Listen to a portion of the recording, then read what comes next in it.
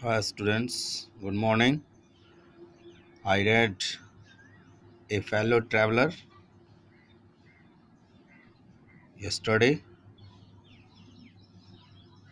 Today I will teach question answer. Look at this.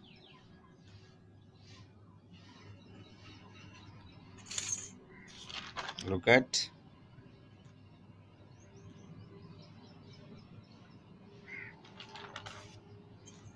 I will understand you before this question answer.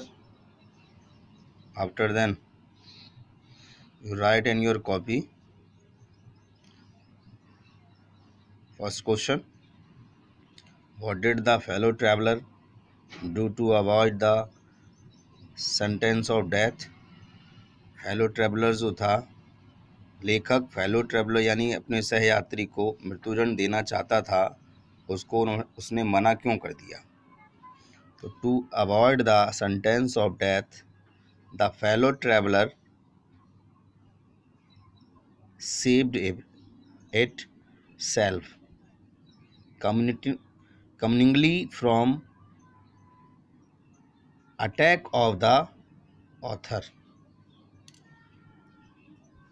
लेखक ने मना किया, avoid किया, उसको डेथ सेंटेंस ऑफ डेथ देने से यानी कि मृत्युदंड देने से मना किया, क्योंकि लेखक उसके फेवर में आ चुका था, अब उसे मृत्युदंड नहीं देना चाहता था। एक अफेक्शन हो गया था मच्छर से, इस वजह से उसे मृत्युदंड देना नहीं चाह रहा था, पसंद नहीं कर रहा था। पहले तो सोचा था कि उसने किसे जब परेशान कर रहा था लेखक को मच्छर, तो मृत्युदंड देना चाहता था, लेकिन अब उसे मृत्युदंड देना नहीं चाहता था। नेक्स्ट है, why did the author decide to be magnanimous and merciful to the fellow traveller? लेखक अपने सहयात्री से दया और उदारता की भावना क्यों दिखाया? उदारता रखने का निश्चय क्यों किया? तो ही डिसाइडेड टू बी, उसने निश्चय किया इसलिए मैग्निमोसिस एंड मर्सीफुल, उदारता और दया, टू द फेलो ट्रैवलर, अपने सहयात्री के साथ, बिकॉज मैग्निमिटी एंड मर्सी, उदारता और दया, were the noblest qualities of man, एक महान आत्मीय गुण होता है। इस वजह से अपने फेलो ट्रैवलर के साथ उसने उदारता और दया की नीति अपनाई। नेक्स्ट क्वेश्चन है,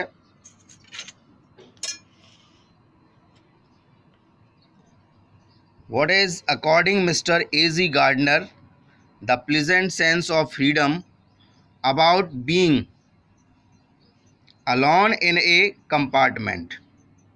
What according mister M.G. Gardner, M.G. Gardner के अनुसार क्या द प्लीजेंट सेंस, क्या सुहावना सेंस ऑफ फ्रीडम मतलब स्वतंत्रता का क्या सुहाना दृश्य होता है, अबाउट बीइंग अलोन, जब वह कंपार्टमेंट में अकेले थे तो उसका वर्णन किया गया है। Answer, according to author the pleasant sense of freedom about being alone in the compartment is that one is free. क्या होता है कि सब अपने आप में फ्री, क्योंकि अकेले थे वो कंपार्टमेंट में, तो बिल्कुल पूरी तरह से वो फ्री थे। Free to what one likes, वो कुछ भी कर सकते थे जो उन्हें पसंद था।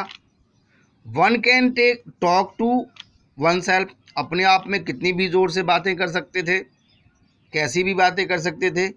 वन कैन सिंग, कोई भी गाना गा सकता है, डांस नाच सकता है, प्रैक्टिस गोल्फ की प्रैक्टिस कर सकता है, और play marbles on the floors, और फर्श पर कंचे खेल सकता है।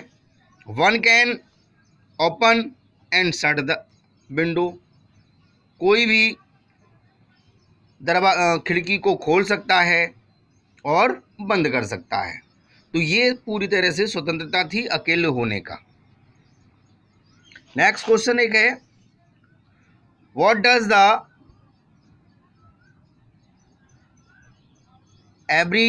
Abbreviations of DORA stand for. DORA rules क्या था?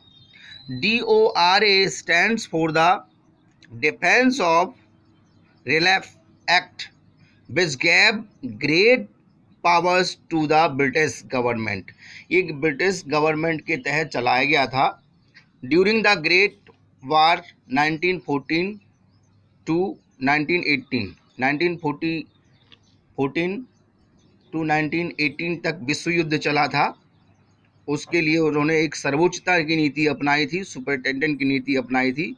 तो वही नीति लागू होती है अकेलेपन में। जब वो कंपार्टमेंट में अकेले थे तो वो नीति थी, और उनके सहयात्री और उनके बीच में, लेखक के बीच में। नेक्स्ट एक लास्ट क्वेश्चन और समझाऊंगा।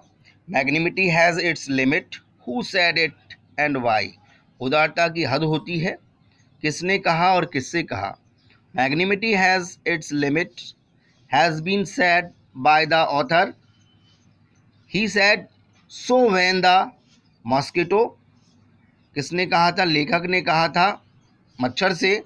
अगेन नहीं, ही said so when the mosquito again and again teased him. अगर तुम बार बार मुझे परेशान करोगे बियॉन्ड लिमिट, ये मेरी समझ से परे हो जाएगा।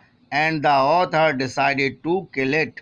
इस तरह से लेखक ने मच्छर को मारने के लिए जब बात कही थी, तब उसने कहा था कि उदारता की भी हद होती है। So like this question.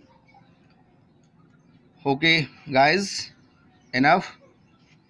I will teach and understand the question answer today enough. Next tomorrow, okay, and I will send you this photocopy, and you have to write down in your copy very well and learn properly. Okay, thank you.